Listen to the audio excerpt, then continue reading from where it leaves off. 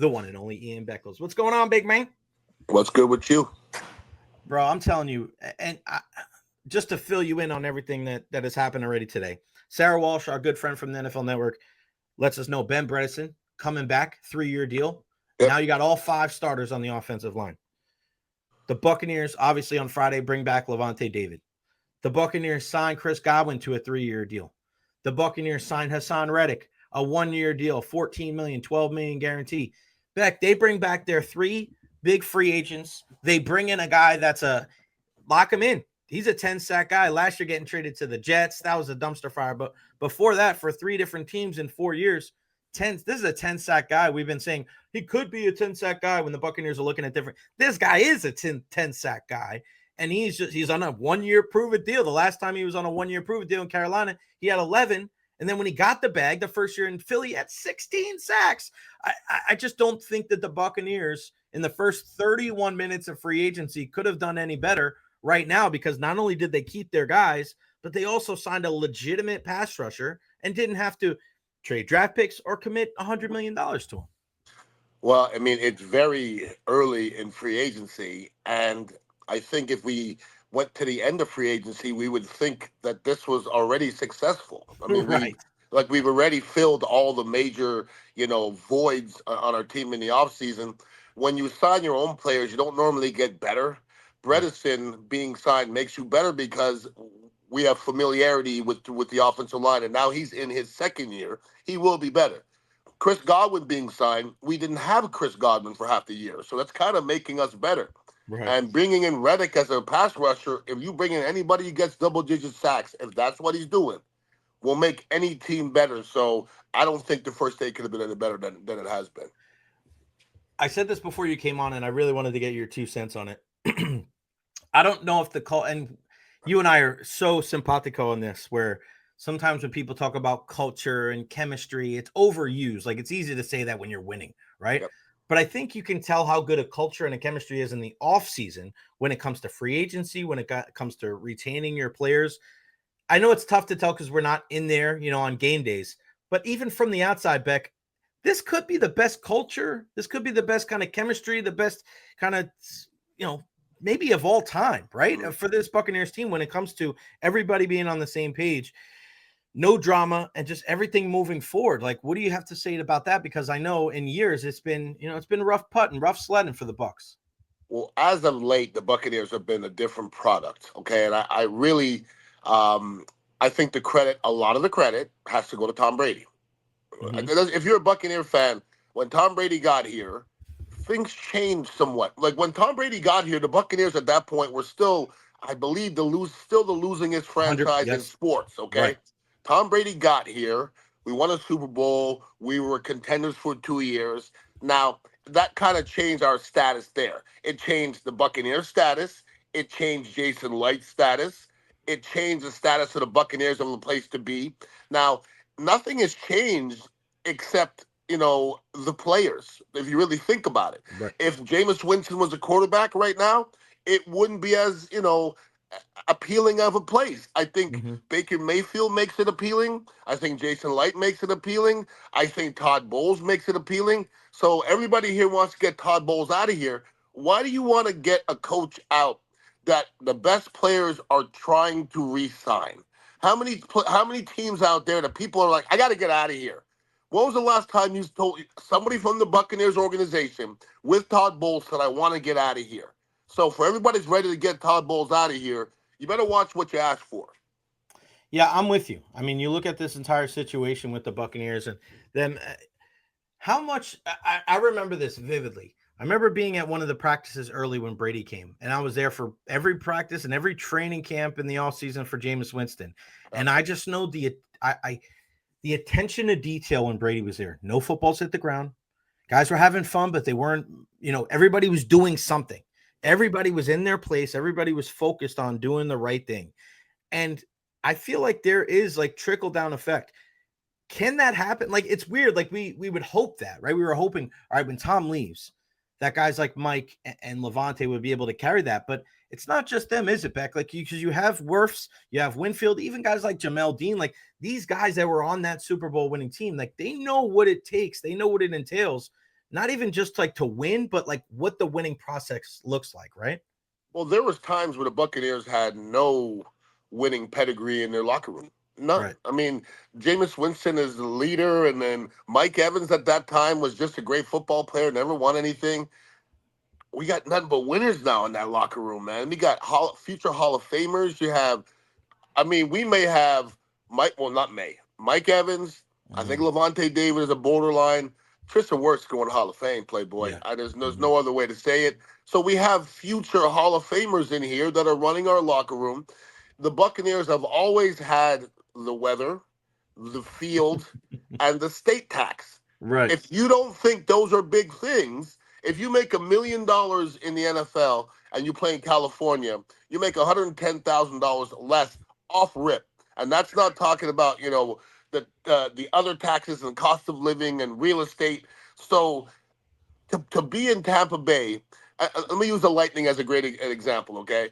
In 1996, it wasn't cool to play hockey in Tampa Bay, Right. but everything else being equal, if you can go to this, to the stadium in flip-flops, I'm positive Saskatchewan is not nice right now. and nobody in Saskatchewan wearing flip-flops, so everything else is there. All you got to do is have a winning culture, and Tampa Bay is the best place in the planet to be. Is it on the planet or on the earth? On the earth. All right, now you got me inquiring how cold it is in Saskatoon right now. And it is beautiful. It's beautiful this time of year in Saskatoon. Right now, Saskatoon, Saskatchewan. I'll give you one guess. How many degrees it is Fahrenheit? At this moment? 35. Right now in Saskatoon, Saskatchewan, it is 7 degrees. You know what's messed up? Messed up, Jay? This is real. I said 35, but in my mind, I'm thinking, no freaking way it's 35. When it was 35 in Montreal, people were skiing with shorts on. So you're right. 7's about right. 7 is still warm, by the way. It is, right? Mm-hmm. So I want to ask you, because there's some people that are wondering about Haason Reddick, right? People are saying, a guy from Bucs Basement here, this is a huge mistake by the Bucs. Just shows Jason Licht is nothing but a cheap ass. I would not agree with that at all. Also, not a fan of the Reddick signing. It's Randy Gregory 2.0, complete with a person who won't play if not satisfied with his contract. Light went for the cheap option, and I'm not happy. I couldn't disagree with that more. He told the Eagles that he wouldn't play unless he was going to get a long-term deal. And when he got traded to the Jets, he thought the Jets were going to give him a long-term deal, and they didn't. And obviously he held out for a while before he got paid for that 1 year. Now he's here. There's no issue right now when it comes to Haason Reddick worrying about a long-term deal with the Buccaneers. And no, he's not Randy Gregory, because you know what? Randy Gregory had 22 sacks in his career, never had 10. Haason had 16 in 1 year with the Philadelphia Eagles. Would you be concerned at all about Haason Reddick because of what happened last year with the Eagles and the Jets? I pretty much spelled it all out for you right there. I'm not concerned with that at all here. And I don't think it's me with pewter colored glasses on. I think this is a 1 year deal who's already shown that he can rise to the occasion, whether he gets paid or whether it's a 1 year prove it deal. And the Buccaneers need help in that spot. And you're not giving away draft picks, and you're not spending $130 million or paying how much Myles Garrett wanted over the weekend. I don't think there's a problem with this at all. Well, all things considered, I think it's a good signing. Is he Myles Garrett? Nope. He's never going to be Myles Garrett. Never was. It's all about productivity, okay? If you're going to give me 10 sacks, if you just give me 10 sacks from Reddick right now, he's worth $14 million. Okay, that's it. 100%. He's worth that, okay? We haven't seen 10 sacks since Shaq Barrett a few years ago.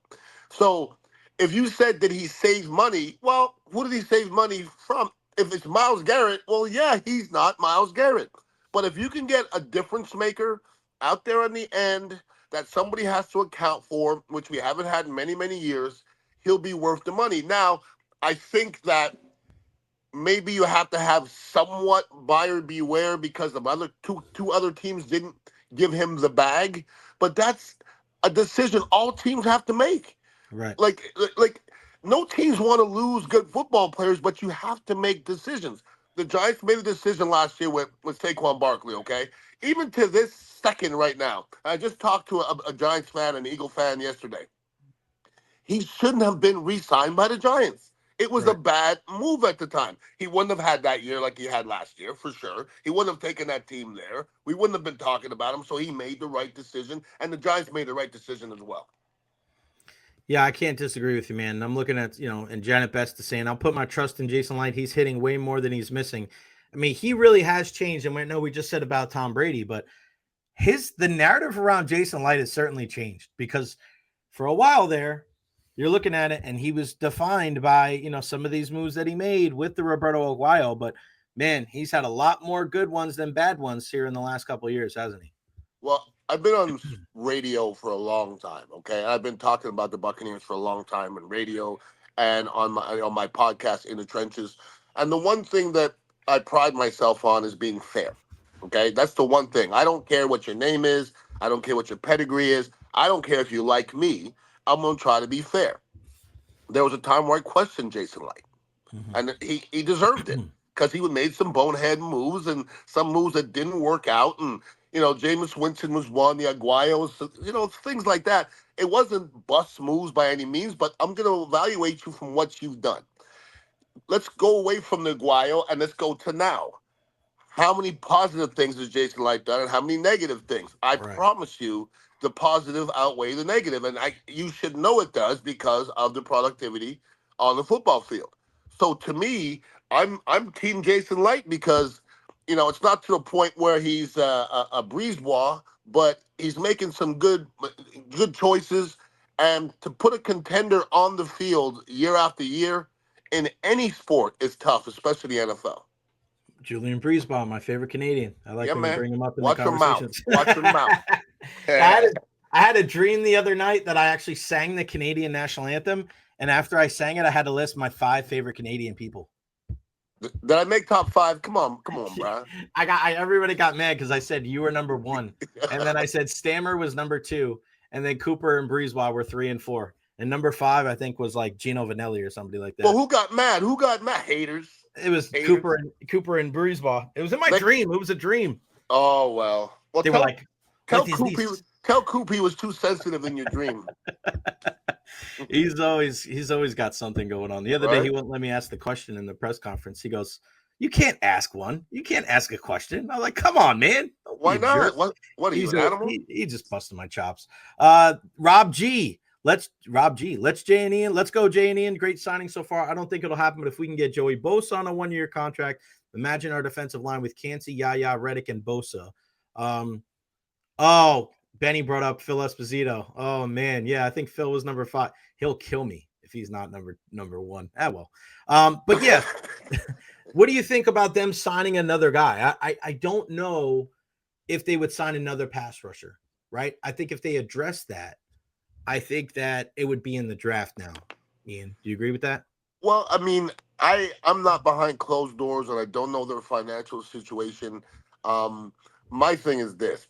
When Myles Garrett was out there, who are the teams that you heard are going after him? It's the teams that have great pass rushes. Like Philadelphia was going to go after Myles Garrett. I'm like, how dare you? So if you ask me, can you have too much pass rush? The hell no. Bring it. I wish we had 8 pass rushers, and the good ones. And if you go back to the Bucs when they were great, we had backup pass rushers that were getting 8, 9, 10 sacks. Steve White, these guys got numbers back in the day when may he rest in peace. But now our lead sack guy got 8 sacks. Man, we got to get back to. And that was a guy in the middle. And that's the guy in the middle, and it's not the same. We got to go back to teams being scared of somebody. That's the way it is in all sports, okay? If you go into a game and you're not scared of anybody, and I'm not sure the Bucs had anybody on their defense that the other team was like, we have to handle this guy, and we need to get that guy back. Yeah, I wonder. Yeah, other than and it has to be a guy on the line, right? You would think, well, maybe not all the time, but not necessarily. I mean, there's defensive. A guy like Antoine Winfield Jr. Right, but I don't know. It's still different when you're a safety, maybe off the ball, unless you're an Ed Reed type, right? Unless you're an Ed Reed type. Well, Ed Reed is not Ed Reed. Yeah, Ed Reed's the best ever. But listen, I would say this: I know John Lynch changed games because he was able to with his hitting. Warren Sapp changed games. Derek Brooks changed games. Rondé Barber changed games. Simeon Rice at times changed games.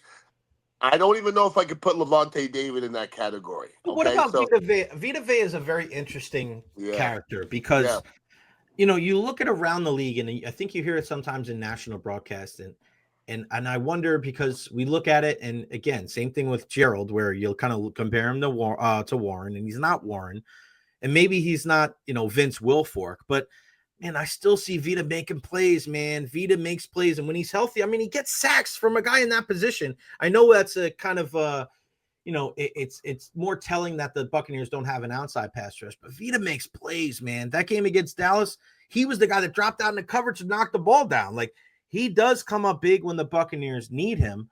I mean, I wonder if we gauge him properly. I think Vita Vea is one of those guys where maybe we might be a little too harsh on him locally. Maybe they're too high of praise on him nationally. What do you think? Well, I know what Vita Vea is. Okay, I just know what he is, and what he is if I started a defense today, I would be okay starting it with Vita Vea. Mm-hmm. That is a praise like you wouldn't believe. I'll start my defense with Vita Vea, and then I'll work out, and I think I can make it a pretty good defense. That being said, he's Vince Wilfork 2.0, but Vince Wilfork didn't take over games. He Right. didn't didn't take over games. I mean, like when I talk about take over games, I mean like we have to game plan for. Vita Vea at times can be a mismatch for people inside. That happens, but not on the regular. Because I mean, like me and Warren had this talk, Warren Sapp, a long time ago, and now I get it a little bit more because once again, I think Vita Vea is a great football player, but you can't do what he does well all game. Can't do it. Mm-hmm. You can't bull rush all game and it's 95 degrees. You can't play the whole game. Like bull rushing is one of the toughest things to stop for an offensive lineman, but it's like doing 10 sets of squats and then waiting a minute, then doing another 10 sets. Like bull rushing is, I'm 3 something, so to push me back, it's a lot of effort. So you better, when you're giving up that much effort, if you don't get there, your next couple reps are not going to be good. So you just can't bull rush all the time. I love Vita Vea as a football player, but if he's the second or third best rusher on the line, which he would have been in the Sapp era, he'd be way more effective. Yeah, but think about that now. Like, what if Reddick comes up? He's a 10 sack guy. What if Yaya's a 10 sack guy? Then you look at Vita and you go, oh man, like that pass rush changes completely Sure. when you bump him down. Yep. I saw a video the other day of Kalijah Kancey working out, and he's actually worked out with our guy Brian Baldinger. He puts in the work in the offseason. What do you want to see from Kalijah Kancey next year, knowing that, hey, you got Haason Reddick now, you got Vita Vea. Like, this is really, if he's going to be that guy that warranted that first round pick, like, he's got to be a fringe Pro Bowler this year, doesn't he? Well, my thing with Kalijah Kancey is when I watch him, I see where he has to work. Okay, he has to work on the instinct part of the game, and Right. that's not something you can work with on the offseason. It's a rep thing. He has all the intangibles to be great. He just has to learn the game a little bit more because great inside guys are always near the ball. Warren Sapp was not Warren Sapp the first year. Even the second year, Warren Sapp was good, but he wasn't great. Now, about the third year, you're like, whoa. And then it started going up from here. So I think Kalijah Kancey, his trajectory is perfect. He's just, he hasn't even, I bet together, he's only played one season of football because he's been very injured. And even when he's in there, he's not 100%. So if you get a healthy, and this is, we don't know because he's not done it yet, but if we could get Kalijah Kancey for 17 weeks, and that's easy to say. If we can get him for 17 weeks and we can see how he develops, he could be on the fringe of a Pro Bowl guy, but that's saying a lot because playing 17 games ain't no joke. No, it ain't. But still, we want to see him at least start the season, right? I Yeah. think at times I'm a little bit more okay with the guy missing a game or two in the middle of the season, knowing that you're going to have the bye coming up, right? In the beginning of the season, it seems like sometimes if guys can't start the season week one, they have trouble sometimes getting in the groove and they never kind of find their footing. Where if you have a guy like Mike Evans, like we saw last year, that injury stunk. but he was able to come back, break the record. Sometimes if you have that early season injury, it seems like you can never get like in the groove with everybody else. And I want to see Vea Kancey out there for the first 5, 6, 7 games. Well, this is my problem with modern football. Okay, I understand how they're treating these players because they don't have a choice. Like those agents are not going to let you beat those guys up in practice. They're not. Right. But if you don't get the very minimal reps that's happening in training camp, boy, it's because I was in 3-a-days. I was in the last group of players in the NFL to do 3-a-days with Ray Perkins. Wow. And I've always said it still took me to about week 4 until I was in football shape. So we went two padded practices every day, Monday through Friday. These guys now don't even put pads on till the 4th day, and they put on once. Then the next day they don't put pads on. So if you're missing this, you're going into the regular season without catching licks. Right. And you're not tenderized. And your body, to last 16, 17 games, when you didn't go through the work part of it, and off-season is great. You can do whatever you want in the off-season, but it ain't 9 on 7. It's not getting your brain and your body ready to, just to endure the whole season. So you're right. Missing early football is not good for anybody. And it's been a pattern for Vea Kancey. And there's nothing he wants more than to be healthy because being hurt sucks. Everybody looks at you funny. You just want to get on the football field, but there ain't nothing you can do. Some other news. I know Twitter's down. Everybody's losing their mind. What a crazy day. Jacksonville Jaguars have agreed to a 3-year deal with cornerback Jordan Lewis. Spent 8 seasons with the Cowboys. This is another guy that I really wanted the Buccaneers to give a look to. Robert Spillane, linebacker, Steelers, Raiders, tackling machine, signs with the Patriots. 3-year deal worth $37 million. Jimmy Garoppolo goes to the Rams to back up Matthew Stafford out there. Beck, we saw on Friday before everything kind of got underway that Lavonte David is returning home for the Tampa Bay Buccaneers. And man, it feels right, man. It feels right that he stays here with the Bucs. Could this be it? Who knows? We were having the same conversation last year, but man, to get that news on Friday that 5-4 is staying with the Buccaneers, he can't play in another uniform, right? He's going to be a guy bell to bell. He's a Ring of Honor, fringe Hall of Famer. When you heard the news Lavonte David was coming back, what was your initial reaction? Well, I was happy because, I've never met Lavonte. I don't think I've ever said anything negative about Lavonte ever. Like, never. And I think I've said something negative about every other person on the team except I don't remember ever seeing anything negative about him. I never heard anything negative about him on or off the football field. So you just got to be happy for a guy like that. Now, that being said, we say that about a lot of players that end up playing somewhere else. Okay, people say that Tom Brady played somewhere else. If Tom Brady can play somewhere else, Lavonte David can play somewhere else. That being said, it comes down to the player. Like you can say Mike Evans can't play anywhere else, but if somebody pissed him off in an organization, he's going to go play somewhere else. Yeah. But Lavonte David, and I was talking to somebody about this yesterday.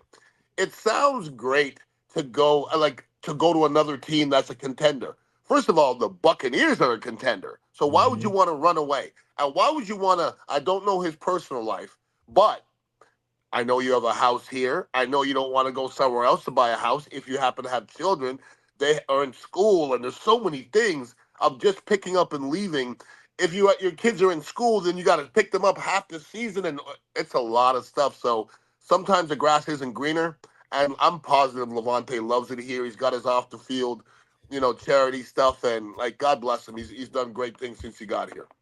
At Ian Beckles on all social media platforms, the Dignitary Cafe, 4817 Southwest Shore Boulevard, Beckles and Recher. We took a week off. I was working for USF last Wednesday. We'll get back together this Wednesday. We got plenty to get into. We're going to talk about LeBron and Stephen A. Smith. We got to get into that, man. That was something else. Crazy stuff, man. We'll get into that and all things NFL. What else you got going on this week? Nothing crazy. We have a concert coming up here in Dignitary on the 29th. We have my people, Space Camp. I don't know if you've ever seen them. They're reggae, hip hop. They're freaking amazing. Okay. Space Camp, camp spelled with a K.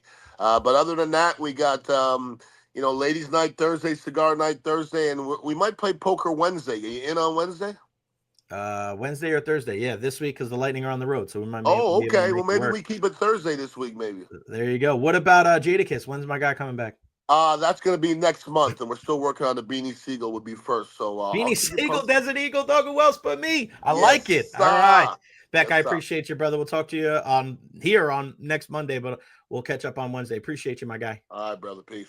One love.